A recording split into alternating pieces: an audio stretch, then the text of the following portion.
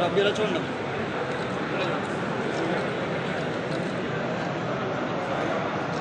Sir.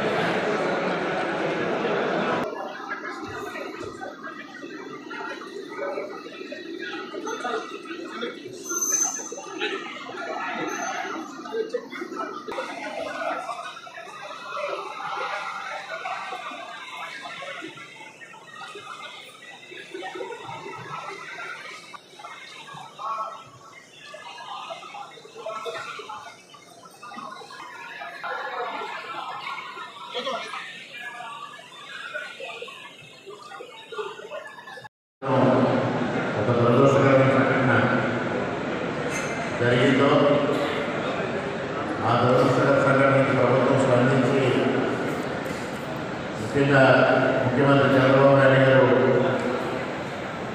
ఆర్థిక సహాయం అందించాలనే ఉద్దేశంతో ఈరోజు వృద్ధ కుటుంబాలకు ఒక్కొక్కరికి 15 లక్షల రూపాయలు ఇవ్వాలని నిర్ణయించడం,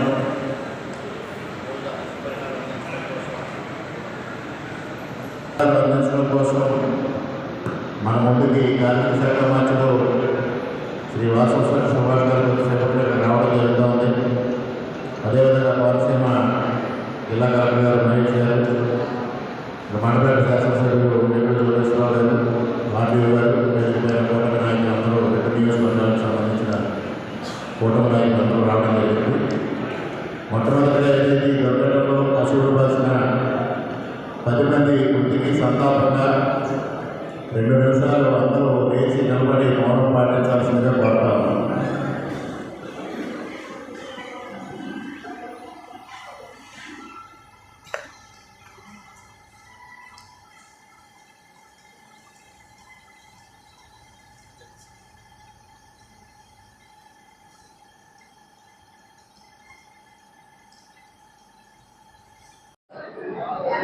గత 10 రోజుల క్రితం గణపతి ఫైర్ వర్క్స్ లో జరిగిన అగ్ని ప్రమాదంలో సుమారు 10 మంది మరణించడం జరిగింది కార్మికులు. మరి ఆ రోజు నుంచి కూడా సదరు కలెక్టర్ గారు, స్థానిక ఎమ్మెల్యే గారు, జోగేశ్వరరావు గారు సీఎం గారికి అలాగే రవిచంద్రన్ గారికి కూడా ఇక్కడ జరిగిన విషయం అంతా చెప్పి ఈ బాధిత కుటుంబాలు అత్యంత పేదరికంలో ఉన్నాయి, మరి వాళ్ళు ఆదుకోవాలనే పరిస్థితుల్లో మరి వైసీపీ వాళ్ళు చీప్ ట్రిక్స్ ప్లే చేస్తూ ఇందులో ఏదో విషకోణం ఉందని చెప్పి ప్రచారం చేయడం జరిగింది. అందులో కూడా నిజ నిర్ధారణ కమిటీ అనేది వేసి అందులో ఏమీ జరగలేదు, విషకోణం లేదని చెప్పి తేల్చడం జరిగింది. అదేవిధంగా వాళ్ళు ఈ బాధితుల వద్దకు వెళ్ళి దొంగ సింపతిని నటిస్తూ మరి వాళ్ళు మీ ప్రభుత్వం నుంచి మీకు ఏమీ అందదు అని చెప్పి వాళ్ళు ఏదో ఉద్యమకారులాగా మరి ధర్నాలకి అయ్యి పాల్పడటం హాస్యాస్పదంగా ఉంది. ఎందుకంటే గత 5 ఏళ్ళు మీరు చేసింది ఏమీ లేదు. మరి మీరు ఎక్స్గ్రేషియా ఎవరికి ప్రకటించిన 5-10 లక్షల నుంచి ఎప్పుడూ ప్రకటించలేదు. ఈ రోజు సుమారు 15 లక్షల రూపాయలు ఎక్స్గ్రేషియా ప్రకటించడంతో పాటు మీరు గమనించవలసిన విషయం ఇంకొకటి ఉంది. ఏదైతే తెలుగుదేశం సభ్యత్వాలు ఉన్నాయో సుమారు 8 మందికి సభ్యత్వాలు ఉండడం జరిగింది. తద్వారా సభ్యత్వాల ద్వారా కూడా తెలుగుదేశం పార్టీ నుంచి 5 లక్షల రూపాయలు కూడా వాళ్ళకి అందజేయడం జరుగుతాయి. మరి పార్టీ అంటే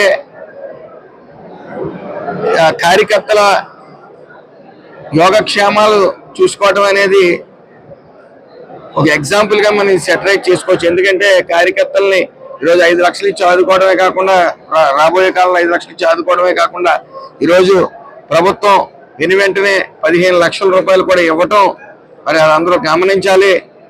ఏదైతే ఈ కుటుంబాలు ఉన్నాయో పూర్తిగా చేతనైనంత ఆర్థిక సాయం ఎప్పుడు ఈ జిల్లాలో లేని విధంగా 15 లక్షల రూపాయలు ఇవ్వటం జరిగింది. అది లేబర్ వెల్ఫేర్ బోర్డు నుంచి ఇవ్వడం జరిగింది. మరి ఆ కుటుంబాలన్నిటికీ కూడా నా ప్రగాఢ సానుభూతి తెలియజేస్తా ఉన్నా.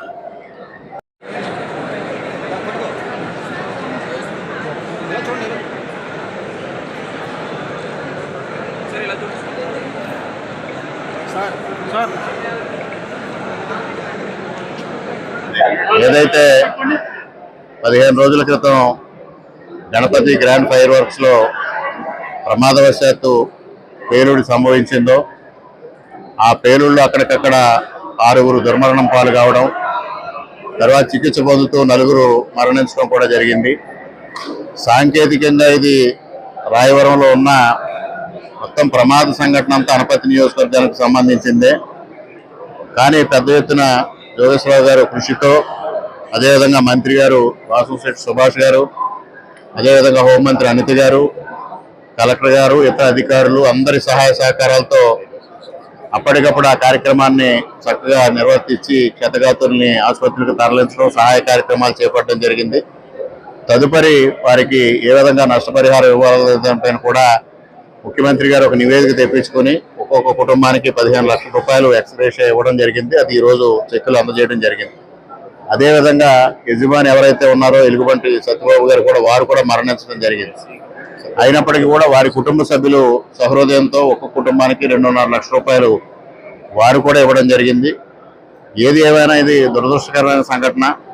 ఈ దురదృష్టకరమైన సంఘటనలో మానవతా దృక్పథంతో అందరూ సహకరించారు. ముఖ్యంగా కార్మిక శాఖ నుంచి నష్టపరిహారం అందజేసినప్పుడు కార్మిక శాఖ మంత్రి గారు చాలా పెద్ద హృదయంతో ఈ కార్యక్రమాన్ని వారు తీసుకోవడం, అదేవిధంగా ముఖ్యమంత్రి గారిని ఒప్పించడంలో హోంమంత్రి గారు, ముఖ్యమంత్రి గారి ప్రధాన కార్యదర్శి ముద్దాడు రవిచంద్ర గారు, మరి municipal administration principal secretary Suresh Kumar గారు, అదేవిధంగా ఏగల ఐజీ రవికృష్ణ గారు, కలెక్టర్ గారు, ఐజీ గారు అందరూ ప్రధాన పాత్ర పోషించారు.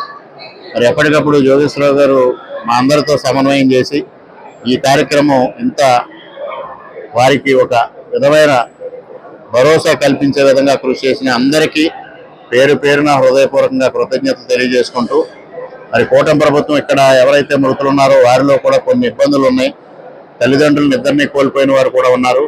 వారిని కూడా ఆదుకునే దిశగా ముఖ్యమంత్రి గారు దృష్టిలో పెట్టి P4 ద్వారా వారిని కూడా ఆదుకుంటామని ఈ సందర్భంగా తెలియజేస్తా ఉన్నాం.